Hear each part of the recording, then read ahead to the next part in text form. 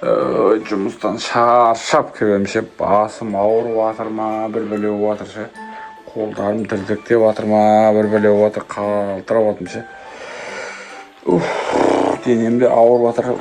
Жұмыстан не аламын я, бір скорый шақырамын ау деймін өзіме. Звондайшы скорыйларға. Мынау да бір ашылмай қалады, ашылмайды келеді. Так, скорый қанша еді? 102 меді.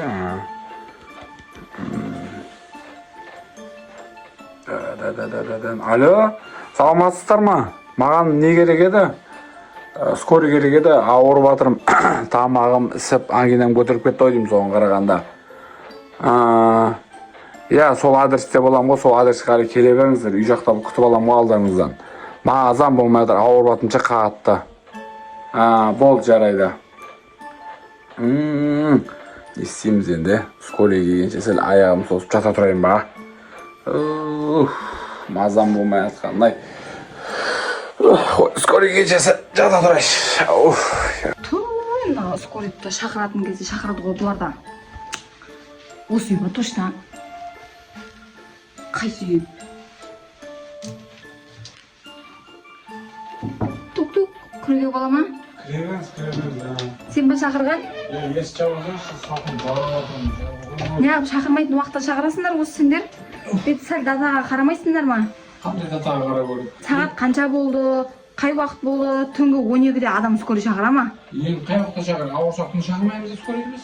Жоқ, күндіз шақырмайсыңдар ма?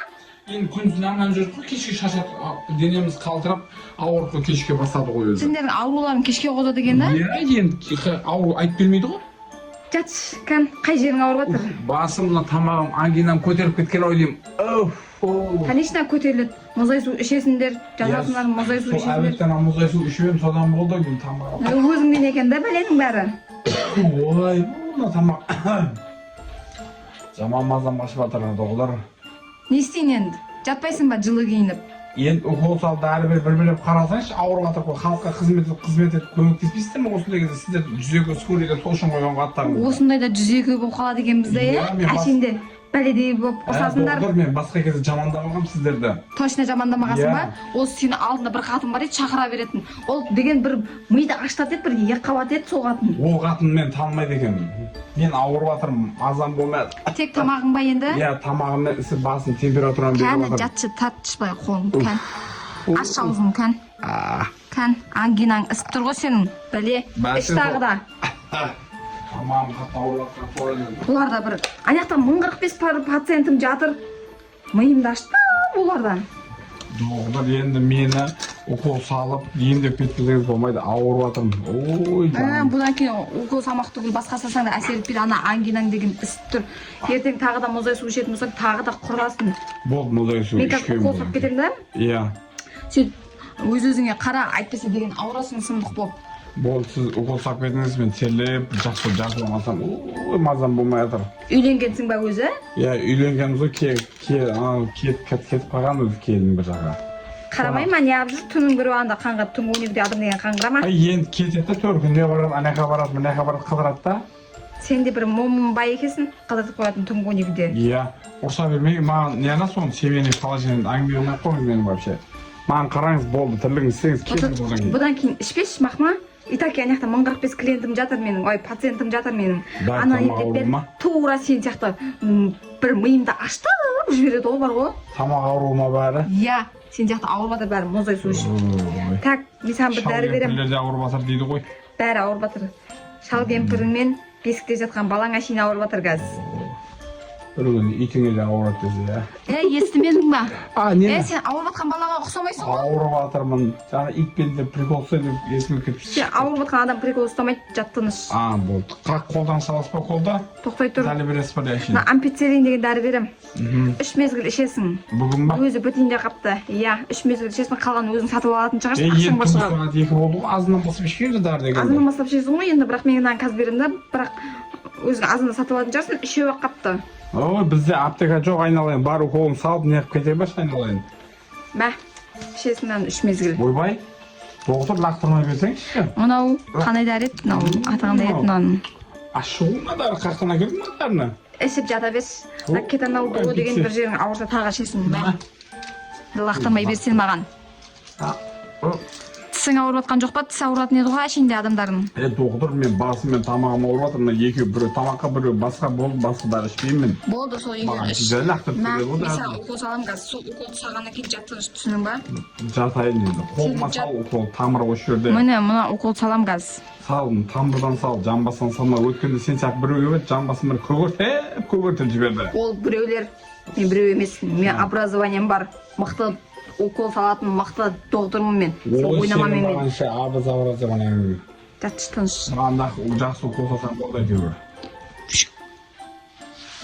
Ауырып жатыр ма? Ауырып жатыр. Ащы ғой мына укол. Қандай укол саласың маған? Ауырғанда бәле дейсіңдер.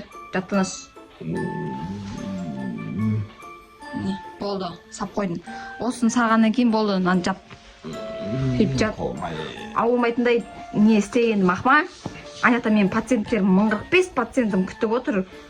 Енді пациенттеріңізге бара берсеңіз болады. Ой, доктор, не салдық ащы ғой мынау. Сен тастап кете алмаймын ғой, сен ауырып жатсың ғой. Ауырып жатқан адамды тастап кете алмаймыз біз. Енді тастам сендермен бармаймын ғой, мен больницаларыңа ауызаққа тиемін. Мен бармаймын, мен шамам жоқ айналайын. Ауырып жатырмын. Мен үйде жатып терлеп, кішкене өзіме не қылайын. Болмай бара жатса сізге звондап айтамын, ақыма.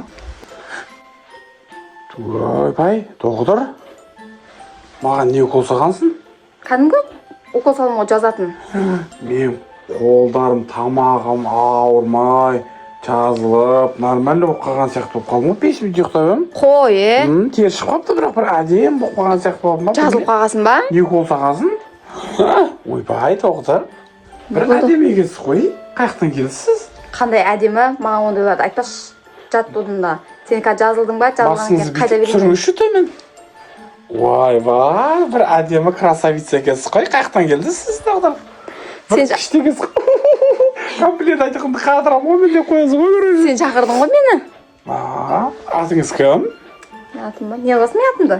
Танысайық, араласайық, сыйласайық. Бір әдемі жүзіңіз жылы қыз сияқтысыз ғой, түріңе қарасам.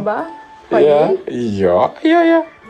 Білмеймін, мына бір уколыңыз бір әдемі андай бір махаббатымды ашып жатыр ма? Бір беле болып жатыр ғой. Бүйтіп қарасам, сізге қарап сынап қалдым ғой. Ойбай, мен ауырып жатырмын ба? Өзі жазып қалдым ба? Түсінбей қалдым ғой. Атың кім енді? Атым ба? Қай жылғысың? Жыл дейсің ба? Иә. Мен ба? 22 жастам ғой. Ойбай, 22 жасқа қалдыңдар ма уже? Иә. Білмеймін, саған қарап бір махаббатым ашылып, бір андай әдемі болып қалған сияқтымын. Сізге бір сынап жатырмын ше, бір жағынан айтсам да. Маған бүйтіп ішім айтпағанда ше. Сәл өзімде бір андай болып тұрмын да. Ұялып қалдым ғой. Ой, менен басқа ешкім сізге комплимент айтпай ма? Білмеймін, айтпапты ғой сол. Содан кейін шығар, может, бүйтіп жүзіңізге қарасам, бір жып-жылы нұрыңыз бізге қарап тұрып шашып тұр ғой. Кірпіктеріңізге бір 40 жігіт асылғандай болып тұр ғой. Қатырам ғой мен комплимент айтқанда бір әдемі екенсің. Нөмірің тастап кет маған. Мен ба, номер дейсің ба? Иә, ертең араласып, сыйласып, әңгіме қылайық, дүкен қылайық, түріңе қарасам, өзің бойдақ сияқтысың ғой. Бойдақпын ғой, қақтан біліп қой. Уже түрің айтып тұр ғой бойдақ екені. Маған бүйтіп ешкім айтпағанда просто ше, жетесің жақсы бала сияқтысың ғой, иә. Білмеймін, бір укол салып едің, саған қарай деген андай бір құмарлығым ашылып, бір нұрым жайланып, бір ауырғаным басылып қалды ғой. Ауырған басылды ма? Ауырған басылса болды. Енді бізде ақжаулықты деп құрсын, ақ халатты абзал жандарымыз ғой. Осындай ауырған адамдарға көмектесуіміз керек. Бәсе, білмеймін қандай укол салғанын. Көрші қандай укол салдың? Бір әдемі укол салдың ғой, дегенде. Саған ше, негізі жазылатын укол сағам ше. Бірақ сонда да қазір сәл дозасы көптеуін әп келейін мақма? Иә, сөйтсеңізші, нөмірін сасып кетсеңізші, нөмірін жазып қалайын да. Соған звондап шақыра саласың ба? Иә, болды, WhatsApp номерімді жазып ала сал. Айта беріңіз. 8 78 721 40. Ар жағын? Звездочка. Ар жағын айтпайсыз ба? Конечно, қыз деген андай болу керек қой, андай жұмбақ қыз болу керек қой. Сен өзің интерес қуып, сен что-то жазылмаған сияқтысың ғой. Иә. Сен өзің интерес қуып, өзің тауып алмақ ма? Сен жөтеліп жатсың. Мен саған сәл дозасы көптеу дәрі алып келейін мақ ма? Сөйтші, мынау бір андай басқа шағып қойды ғой. Болды. Сен жата бер. Алып қалма. Қайттан келесі жаңа өміріңізге сондаймын. Болды. Ары қарай өзің тауып аласың ғой мақ ма? Масқара, мен бұған қандай укол салып жібердім құрса.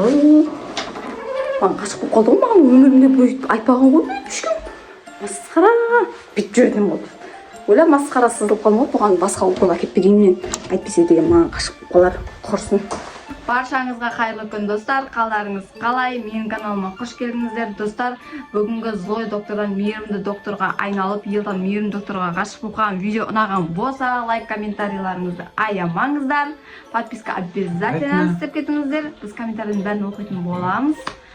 Ал, сау болыңыздар. всем пока!